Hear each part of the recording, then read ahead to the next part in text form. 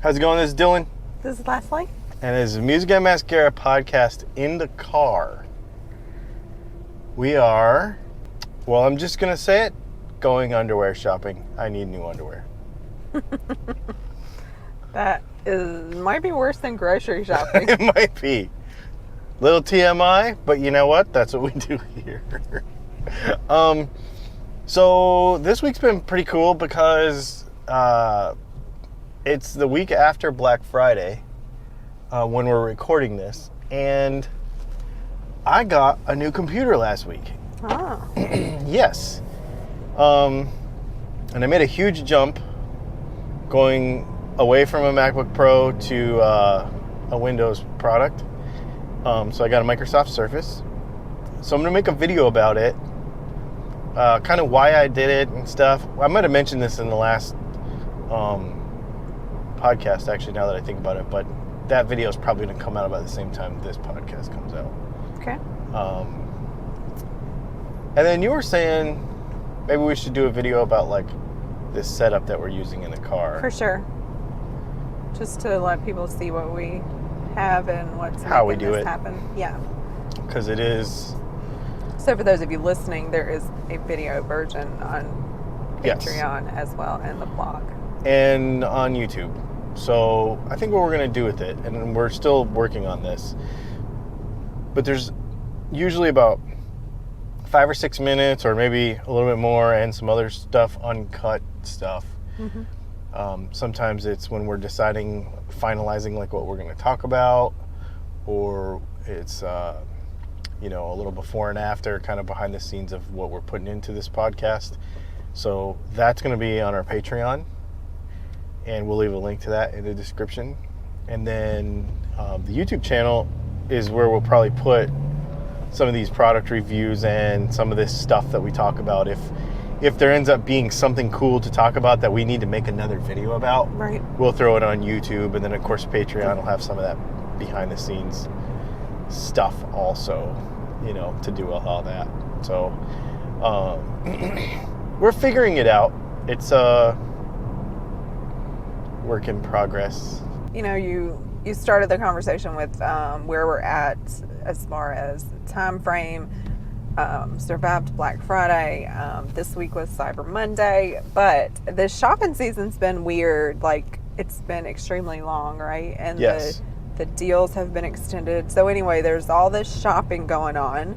And then one of the topics we wanted to talk about is related to shopping, because where are you going?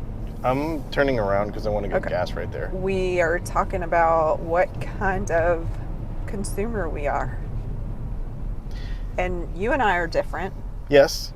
And lots of people are different, but understanding like what kind of consumer you are is important. So we've talked about this a lot before. Yeah. When you talk about, between ourselves. Correct. So when we share this with others, what do you mean by what kind of consumer you are? What's important to you when you're shopping for something? It could be anything. So, for example, I try to think about, and we'll talk about why this is important, of course, but at a high level, when I think about like the different kinds of people, I think about, you have like loyal customers, you have like impulsive shoppers.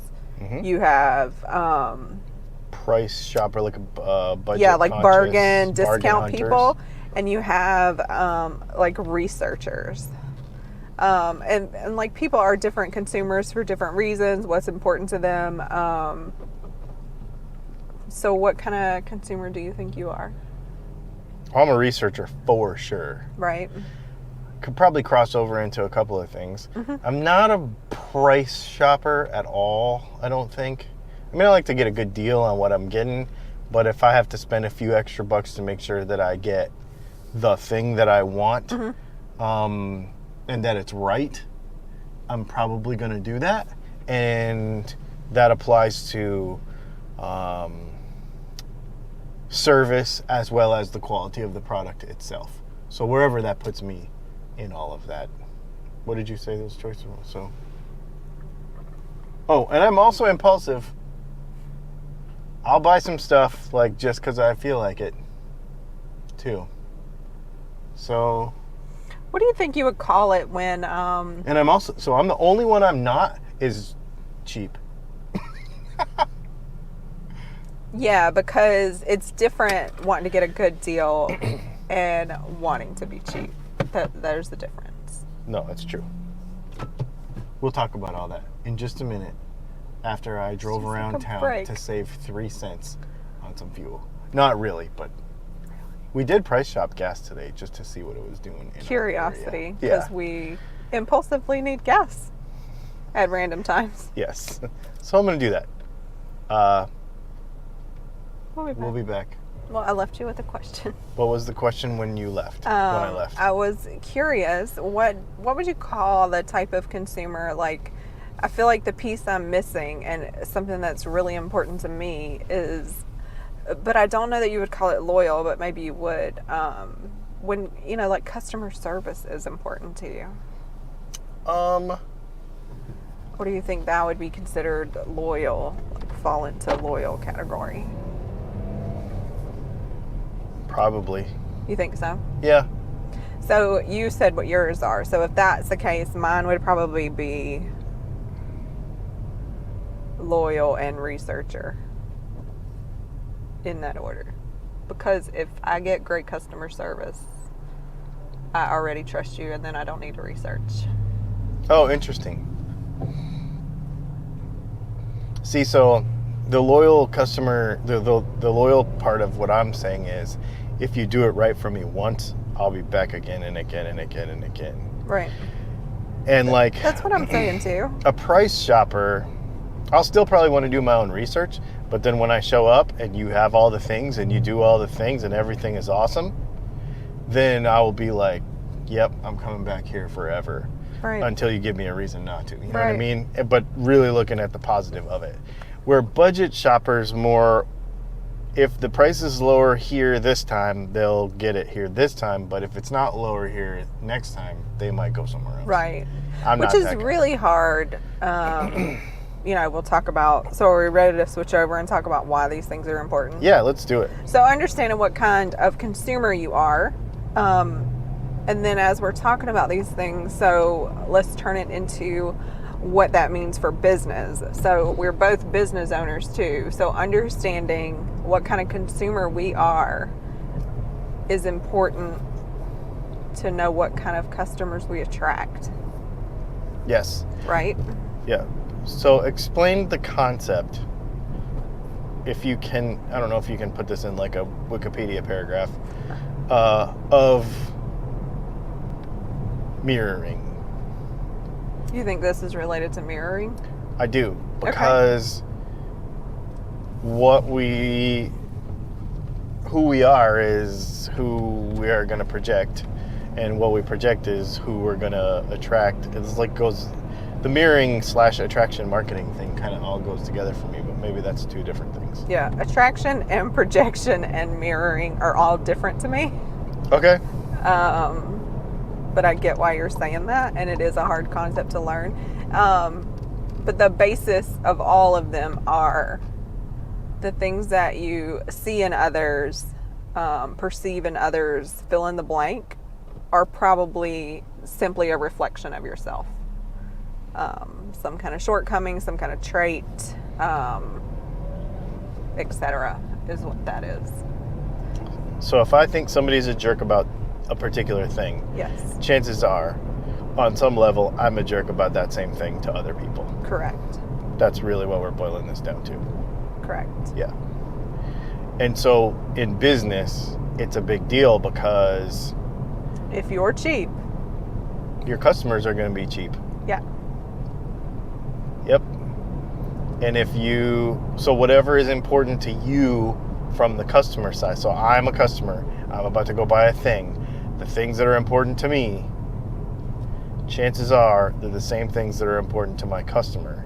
So if you're really, really cheap, but you're trying to get high dollar for something and you don't care about service, and you don't have the service to go with it, it's like you're fighting opposite forces, fighting each other Right. the entire time. It's a good reality. It sounds like sort of a negative thing to say it like that, but I feel like it's important to take that reality check for ourselves. It's just being aware. Right. I mean, you can put yourself in a terrible cycle. Let's say, what was that? I don't know what that was. That was terrifying. Yeah. Somebody alive in the trunk. Either that or a dead animal slapping the side of the car. I'm not really sure. Anyway. Let's say we're going to use a researcher, for example.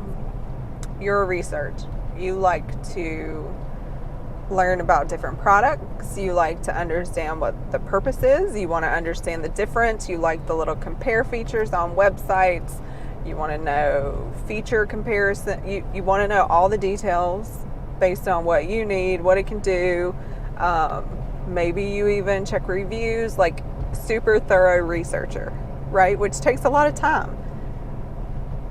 But you probably attract those same kind of people. So then you attract a researcher whom you have to help. If you don't have all the data that customer needs to research easily available to them, they're going to look to you, right? And so then you have to supply them with that information. But let's also say that drives you crazy. You become impatient Does it drive you crazy because you see yourself in that person? You're like, this is really friggin' aggravating. Because also when you're a researcher, you're probably a little OCD and you get frustrated with yourself then too. I mean, just as a crazy example, like that's how that works, and it pulls into this cycle. But when you just got aggravated for the customer doing the same thing you would do if you were in their shoes, like you have to take a second and be like, wait, why am I feeling like this? They're just trying to get some information. And maybe it does take a long time. Like how many people, they might ask you questions for hours and then they disappear. Because guess what? Now they're researching with somebody else because you just given them, they're not loyal yet. Oh, interesting. Yeah. That's a really interesting point. And the other thing too with all of this is it also shows that not every customer is your customer. Because let's say you do think about this for a while and you do put some thought into it. And I like to think, for example, we'll just use myself as an example. I like to think that since I'm a researcher, that I'm doing what I can. I'm always improving it, but I'm doing what I can to provide a resource for people that buy my products. I work on it every week. Yeah. YouTube videos, all the stuff. To give them the confidence. To give them what they need to buy from me. And then I hope that they work into a loyal customer because of it. But it's only when you start to realize. But then you have to have the patience to deal with it too. Like if a person starts asking you a bunch of questions and wants you to do something, you have to. But it's also a good. So that is I know personally that is a pet peeve of mine, which is why it's always kind of been my philosophy. Like, if you have the question, somebody else might have the question. Like, I need to have a resource for that. Yep. And if one person asked it, can't, I mean, it's one thing when they can't find the answer.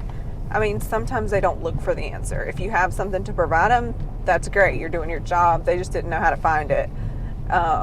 And let me Google that for you is a full-time job. I can attest to that. right. So that's okay though. Like you're still providing a service, a level of customer service to help people find the information they need. But if you don't have that information available to them, that is kind of a wake-up call. Like, oh, I need to fill the gap here. Right. But not let yourself get frustrated about it, is what I'm saying. And I also feel like if you start to get really good at, not really good at it, but if you start to recognize how to fill those needs and how to then you can shape the kind of customer. Uh-oh. Is he stuck? Yeah. You tell me. The van drove under one of those, this is a low clearance things under at the mall. Oh, look, my parking spot's open. So, just a little tangent here. I have this uncanny ability to find the closest, coolest parking spot everywhere we go. It just seems to happen to me all the time. It's crazy. Okay, back on topic. I think as a business owner, a challenge that I personally have had, and I know a lot of people have, is not having the right customer, like not having your ideal customer. Isn't that interesting? Right? Like you want this person, particular person, whatever it is, doesn't matter. Mm-hmm. You want this particular person to buy from you. You know that this is the demographic, this is the amount of money they make, this is the kind of stuff that they're into, and that's your ideal customer. If you've gone to all that thinking, because a lot of people haven't, but if you've gone to all that thinking and figured all that out, this is who you hope it is, and then for some reason we get frustrated when it's not. When in actuality, it's possible that we're doing it to ourselves. I guarantee that. Because we're not thinking this mirroring thing through. Right. And what we really should do... And you also might not be talking to your audience correctly. Yeah. Because you should have, maybe this could be, I should write this down. We should make some more content about this. A lot of people are super uncomfortable with video and putting themselves out there. But if you can, you just alluded to it. You have this one ideal person Mm-hmm. that is your perfect customer. And that's the person you want to talk to. And if that doesn't get you comfortable enough, just act like you're talking to your best friend or your mom, somebody that you can Mm-hmm. have open conversation with. Just pretend that's who you're talking to and don't think about who's going to be on the other side of that video.